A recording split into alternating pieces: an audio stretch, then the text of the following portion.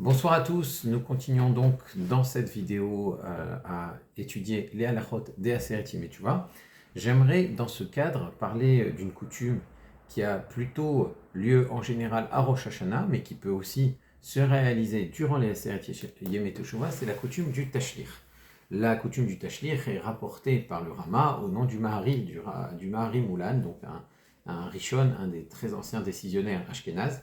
Donc de ce fait, on peut déduire que la coutume a au moins 600 ans. Et il rapporte donc qu'on se rend près des cours d'eau, des sources, dans l'après-midi de Rosh Hashanah, pour y dire le verset « Vetashlich bim sulotiam kol chatotam » et que tu envoies dans les profondeurs de la mer toutes leurs fautes. Alors c'est une symbolique, bien sûr. Il explique qu'on le fait pour rappeler le mérite de la Akedat Yitzhak.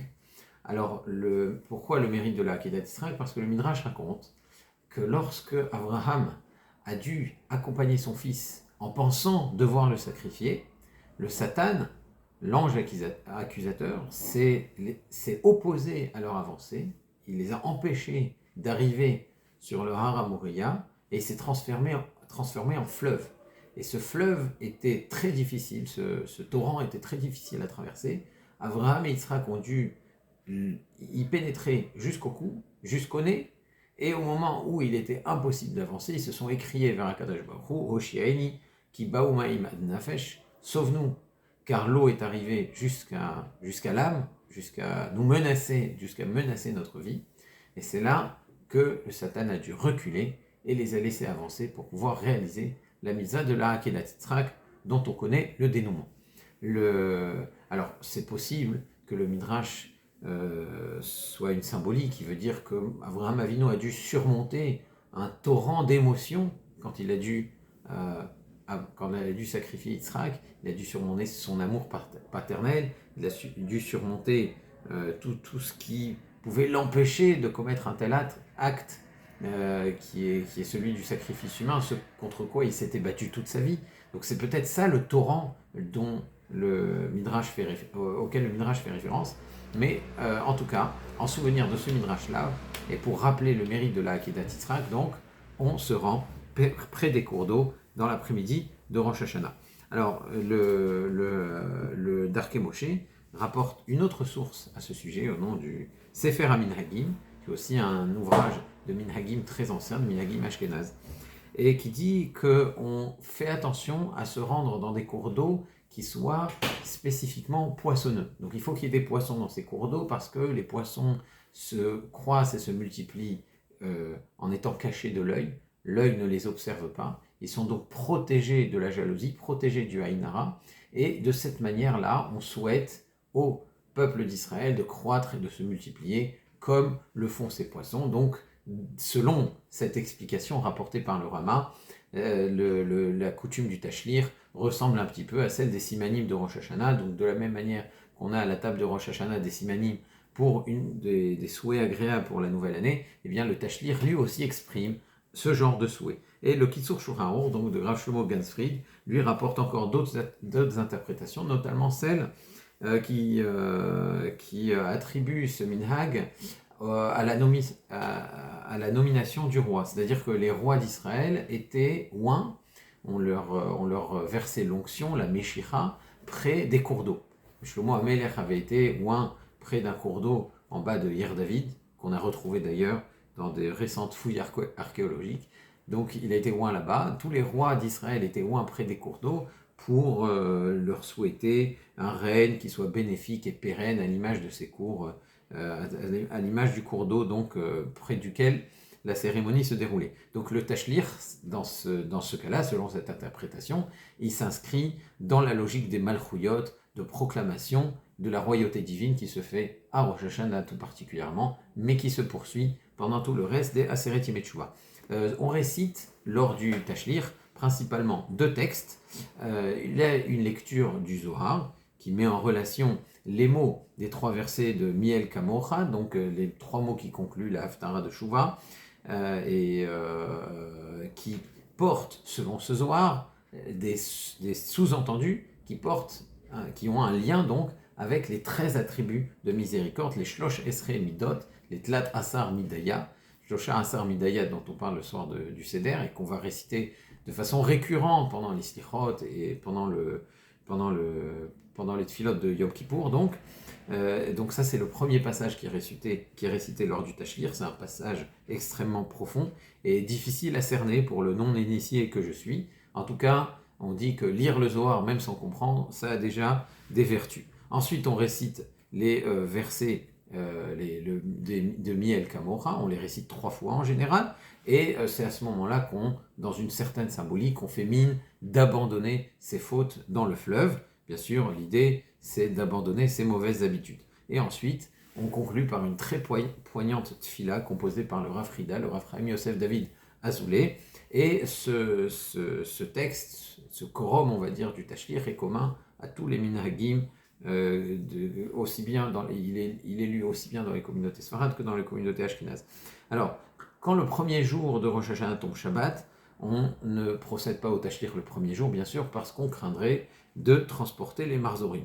Et donc, compte tenu de ce problème, on préfère reporter le Seder du Tashlir au lendemain, au deuxième jour de Rosh Hashanah. Mais il est possible aussi, ça se faisait dans les yeshivas où j'ai étudié à Manchester par exemple, de dire le Tashlir pendant les Aseret Yemei Teshuvah, donc il n'est jamais trop tard. Si vous êtes après Rosh Hashanah et que vous n'avez pas encore dit votre Tashlir, allez-y, faites-le, il n'est pas trop tard. Bien entendu, ça reste une coutume, et comme c'est une coutume qui n'est pas contraignante, elle peut être reportée sans que ça ne pose aucun problème. Le principal, bien sûr, c'est de profiter de ce moment pour se saisir de la symbolique du minhag et décider sincèrement de se séparer de ses fautes. Oui, parce que si on les jette, c'est que vraiment on veut devenir une autre personne, et ça c'est l'essentiel.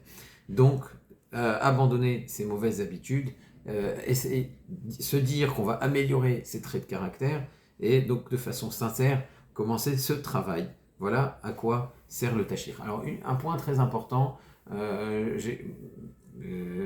si on est à Yom Tov, je pense qu'on ne devrait même pas le faire, même en semaine, même si on décide de faire les Aseret Yemei Teshuvah pendant le Tashlir pendant les Aseret Yemei Teshuvah, on ne devrait pas jeter de pierres dans le cours d'eau. Hein, c'est un geste un peu, on va dire, primaire, et dans certains cas, ça peut même aller à l'encontre des règlements du parc dans lequel on récite le Tashlir, et ça ne sert strictement à rien.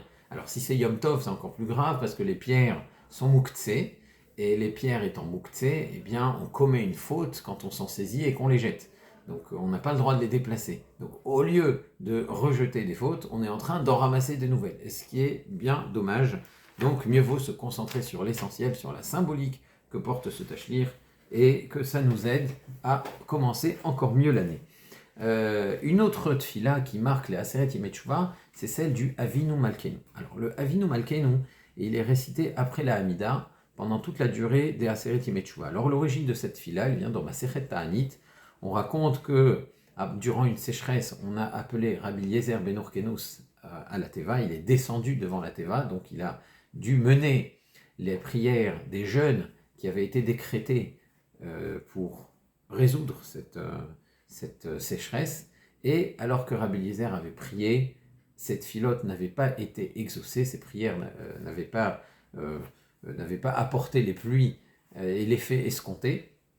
Donc on a demandé à Rabbi Akiva, son élève, son chaver et son élève, de prendre la suite et de descendre à son tour à la Teva.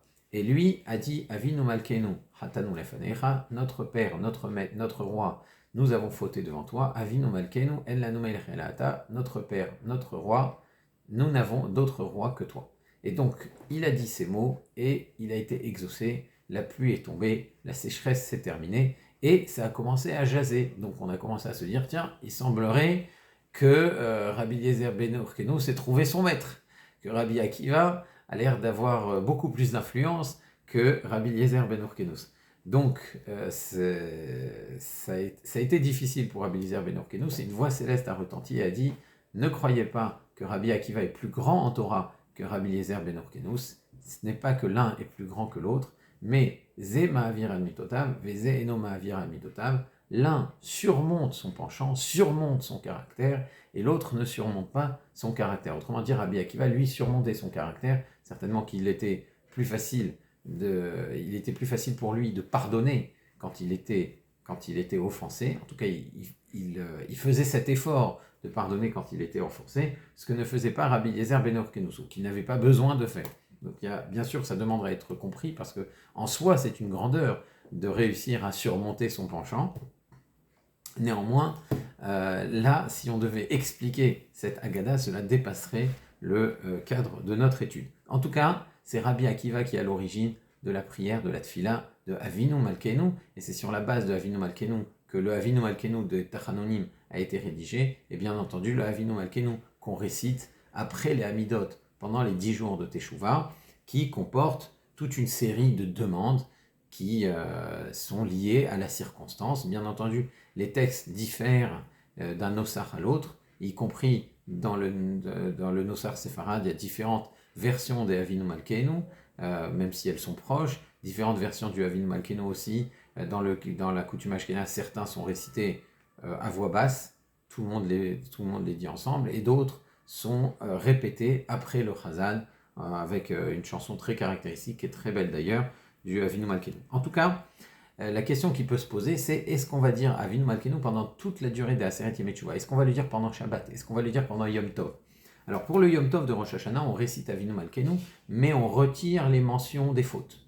Alors même si le Kitzur Shulchan Aruch a l'air de dire que non, quand on dit Avinu Malkeinu Chatanu Lefanecha, Avinu Malkeinu Elemereta, on veut dire Avinu Malkeinu, notre Père, notre Roi, nos pères ont fauté, mais nous n'avons d'autre Dieu que toi. Alors, nous n'avons d'autres rois que toi. Ça, c'est une interprétation qui est propre au Kitzur Shulchan Aruch, Rav Shlomo Kalsfrid, mais le Chayei Adam, le Shulchan Aruch Harav, eux, préconisent de retirer entièrement ces passages qui font référence à la faute, et c'est le minhag le plus répandu. On dit le Avinu Malkeinu, le Yom Tov de Rosh Hashanah, mais on en retire les références aux fautes. En revanche, le Shabbat, là, quand Rosh Hashanah tombe Shabbat par exemple, ou pour les Aseret Yemei Teshuvah, pour le Rama et le minhag ashkénaze le suit, on ne récite pas du tout Avinu Malkeinu. Donc il n'y a pas de Avinu Malkeinu quand Rosh Hashanah tombe Shabbat le premier jour, ni pour Shabbat Shuvah, et dans le minhag ashkénaze, quand Kippour tombe Shabbat, on ne récite pas Avinu Malkeinu à Kippour, et du fait qu'on ne récite pas Avinu Malkeinu à Kippour, eh bien on va réciter Avinu Malkeinu la veille,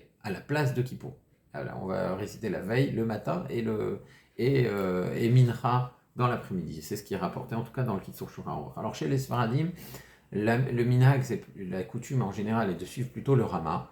Donc on ne dit pas du tout Avinu Malkeinu Shabbat, pour Rosh Hashanah qui tombe Shabbat, ou pour Shabbat Shuvah, mais quand Kippour tombe Shabbat, là, ce Kippour-là, on récitera Avinu Malkeinu, même si ça va à l'encontre de l'opinion du Rama, et même si ce n'est pas comme le minhag ashkénaze, tout simplement parce que le Yortzeit de Rabbi Akiva, c'est Yom Kippour. Donc si ce n'est pas à Kippour qu'on va dire la tfila qui a été composée par Rabbi Akiva lui-même, c'est quand qu'on va la dire. Donc c'est pour cela que dans le minhag séfarade, même si on ne dit pas Avinu Malkeinu à Kippour, à Shabbat, pardon, même si on ne dit pas Avinu Malkeinu Shabbat, Shuvah ou Shabbat qui tombe à Rosh Hashanah, quand Kippour tombe Shabbat, on dira Avinu Malkeinu parce que c'est la tfila de Rabbi Akiva et c'est le jour du Yortzeit, le jour anniversaire de la mort de Rabbi Akiva qui, comme vous le savez, a été massacré par les Romains et qui est mort à Kiddush Hashem en sanctifiant le nom divin et en récitant Shema Israël parce qu'il étudiait la Torah et qu'il avait résisté aux pressions de l'Empire romain. Donc, voilà pour Avinu Malkeinu.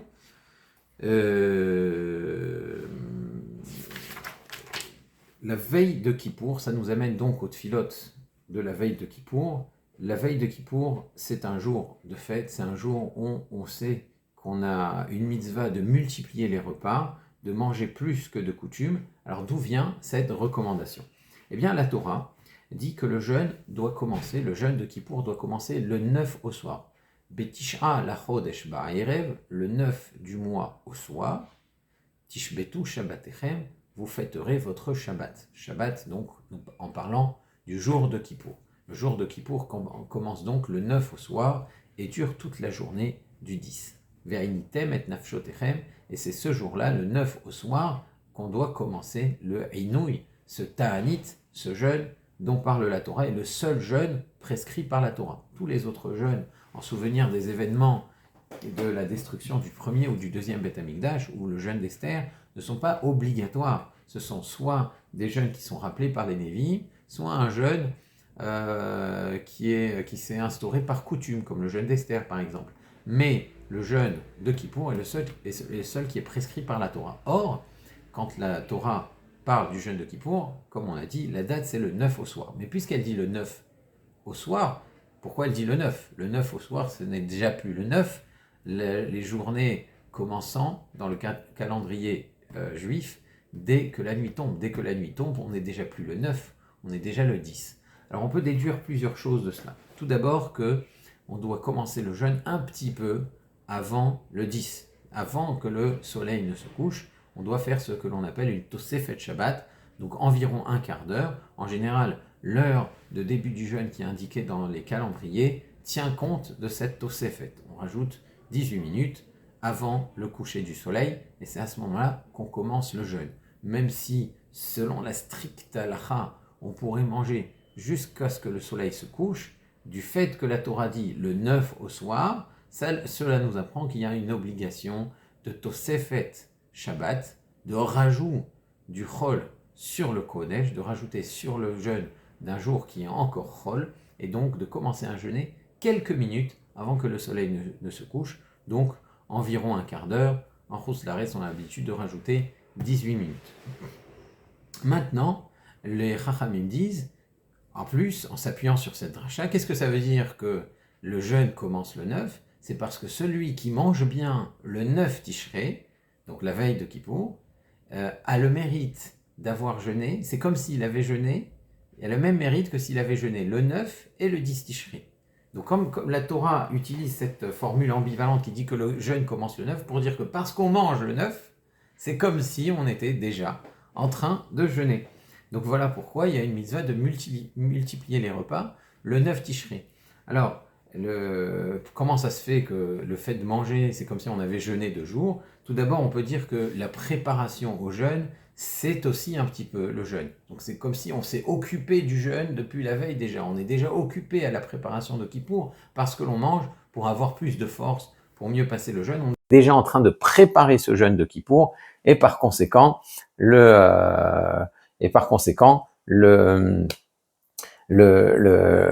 on peut dire qu'on a jeûné aussi le 9.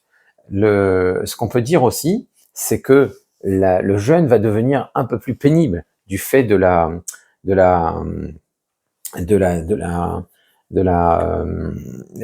déséquilibre qu'induit le fait de passer d'un jour qui est faste, un jour où on a beaucoup mangé, à un jour qui est jeûné. Donc ce déséquilibre-là rend le jeûne un peu plus pénible. Donc c'est comme si on avait plus jeûné, on avait mieux jeûné, on a subi un jeûne avec plus de difficultés. Donc le haïnouï, la souffrance induite par le jeûne est plus grande. Donc ça c'est pour le sens simple de la dracha des Chachamim. Maintenant, pourquoi on a cette mitzvah de jeûner ? Il y a plusieurs autres interprétations. Le Hari Akadosh, qui est rapporté par le Chemdat Yamim, qui est rapporté dans l'introduction de certains Marzorim, rapporte que les repas que l'on prend la veille de Kippour sont en réalité la Seudat Mitzvah qui doit accompagner la Mitzvah de Teshuvah. De la même manière que pour une Brit Mila, eh bien, on accompagne la mitzvah par un repas. Une bar mitzvah, on accompagne la mitzvah par un repas. Un mariage, on accompagne la mitzvah par un repas. Un sioum, quand on termine une macérette, quand on termine une étude, on accompagne cette célébration par un repas. Eh bien, quand on fait teshuva, qu'on montre qu'on regrette ses fautes, eh bien, on réalise une mitzvah. Et quand on réalise cette mitzvah, on doit l'accompagner d'un repas. Seulement, Kippour, c'est un jeûne, on n'a pas le droit de manger. Alors quand est-ce qu'on va manger ? Eh bien, on va manger la veille. Autrement dit, le repas qui aurait dû avoir lieu le jour de Kippour aura lieu la veille. C'est la Seudat Mitzvah qui accompagne la mitzvah de la Teshuvah de Yom Kippour. Alors, d'après le Kaf HaChaim, c'est aussi dans cette même optique, toujours dans l'optique du Hari Akadosh, chaque jour doit apporter une certaine réparation, un certain tikkun des aliments. À chaque fois que l'on mange, on répare, on récupère des étincelles de sainteté qui sont dans les aliments. Or, à Yom Kippour, on ne va pas pouvoir manger. Il faut rattraper ces réparations qu'on ne pourra pas effectuer le jour de Kippour. Donc, on doit manger le double de repas la veille. Donc, il y a 3 repas qui sont ceux du 9 Tishri, mais les repas du 10 Tishri, eux aussi, doivent être pris pour que la réparation des aliments soit effectué. Donc les 3 repas de Yom Kippour, on doit les prendre aussi la veille. Et c'est ce qui fait qu'on doit prendre 6 repas le 9 Tishri, sans compter certainement la Seuda Mafseket qui, elle, est la Seuda de Mitzvah qui accompagne la Teshuvah. C'est pour ça que dans certaines communautés, on a l'habitude de prendre 6 à 7 repas la veille de Kippour. Donc, qu'on puisse préparer au mieux ce grand jour de Kippour, qu'Akadosh Baruch Hu accepte notre Teshuvah pendant ces Aseret Yemei Teshuvah et qui nous signe pour une Chatima Tova, pour une année, Bezrat Hashem, Tova en tout cas. Si vous avez des questions, n'hésitez pas à les poser dans les commentaires ou dans notre discussion, fil de discussion WhatsApp. Et d'ici la prochaine fois, je vous dis à très bientôt. Au revoir.